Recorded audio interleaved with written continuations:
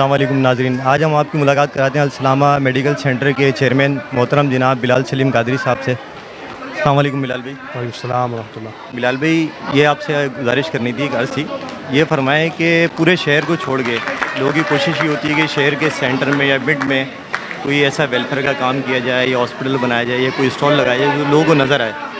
آپ کو یہ خیال کیسا ہے کہ کراچی کے بالکل ایک کونے میں بلدیہ ٹاؤن کے اندر یہ اس طرح کی ایکٹیویٹی کرنا، اس ہاسپٹل کا بنانا، یہ خیال کیسا ہے آپ کے دل میں؟ بسم اللہ، الحمدللہ۔ یہ السلامہ ہاسپٹل جو ہے اس جگہ پر کوئی 90s کی دہائی سے ہمارے والد گرامی محمد سلیم قادری شہید رحمۃ اللہ تعالیٰ علیہ نے بنایا۔ یہاں پر غیر تجارتی بنیادوں پر جو ہے لوگوں کی سہولیات، جو صحت کی سہولیات ہے وہ دی جاتی ہیں۔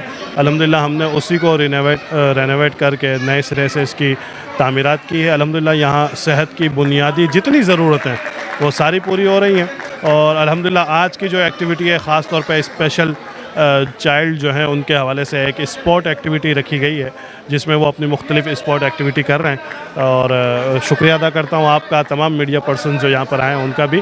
یہ ایک مخلوق خدا کی خدمت ہے، جو کام میرے والد گرامی نے کیا تھا میں کوشش کر رہا ہوں اسی کو لے کے چلوں۔ تھینک یو، بہت شکریہ بلال بھائی، آپ کا بہت بہت شکریہ۔ السلام علیکم۔